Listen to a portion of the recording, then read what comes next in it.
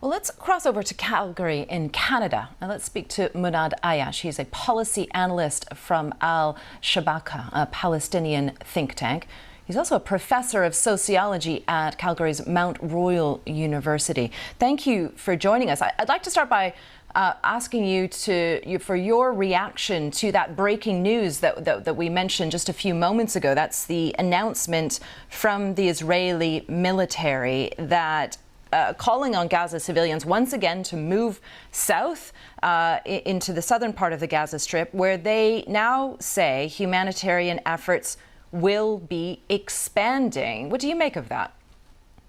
Thank you for having me. I mean, this whole push has nothing to do with Israel's concern for humanitarian aid or the rights of the Palestinian people. Their actions speak much louder than their words. They're indiscriminately bombing Palestinians in a genocidal operation in the Gaza Strip at the moment. To think that they're doing this for humanitarian purposes is laughable.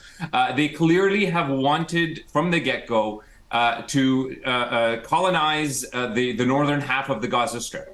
This is just yet another effort on their behalf to try to push Palestinians out of their homes and lands from the northern parts of Gaza to the southern parts of Gaza, never to be able to return again.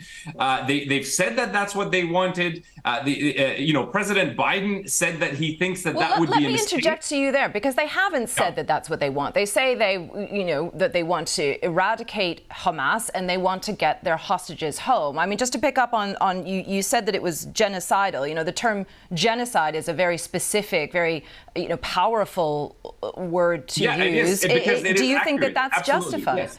Absolutely it is. Absolutely it is. Just look at the actions. I'm not too interested in their statements. They live in a mythology right now. I mean, all of the statements that I just heard from the Israelis are just mythologies. They have no connection to reality. And people across the world do not believe them, and they do see this as a genocidal operation. When you call all Palestinians in the Gaza Strip human animals, children of the darkness, and then you unleash this indiscriminate bombing of civilians, children, women, hospitals, schools, homes, at least 42% of homes in Gaza have been destroyed. This is clearly a deliberate attempt to kill as many just to push back on you again a little, just to push back on you again, we have to remember that this war was triggered by the events of October 7th, when 1,400 Israelis were killed. Israel has 229 hostages that they have to think about inside Gaza. I understand. But the clock doesn't start on October 7th like the Israelis and the UK want it to start, and the BBC wants it to start. Everybody with an honest bone in their body understands that this is at least a 75-year-old structure of violence that Palestinians have been exposed to. None of this is new. The expulsion of Palestinians from their homes and lands has been happening for over 100 years. So you can't just start the clock on October 7th. That's just silly. That's just a feeble analysis of what is actually happening. And the more you push that kind of narrative, the more you guarantee that violence will continue. The idea that Israel can eliminate Hamas and the issues will be resolved. Like, nobody with a serious mind actually believes that. Even if they do manage to eliminate Hamas, they're not going to eliminate the Palestinian. Muhannad Ayyash, I wonder if I can get your take.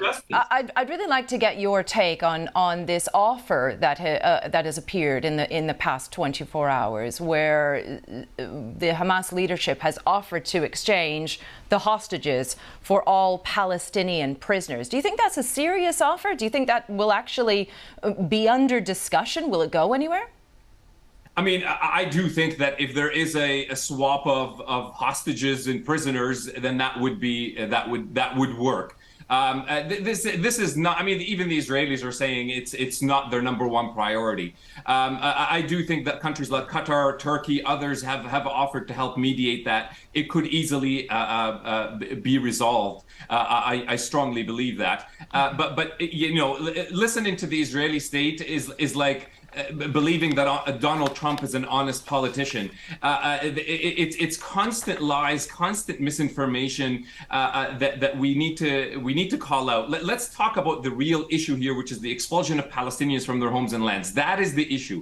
And the Israeli state has always wanted complete control over the entire territory. Just look at the policies. Again, forget the words. Look at the Muhannad policies. Ayyash, I'm afraid we're going to have to leave it. We're going to have to leave it there with you because we're getting towards the end of the program. But thank you very much for joining us and for sharing your views. That was Muhannad Ayyash speaking to us from Calgary in Canada, Mount Royal University.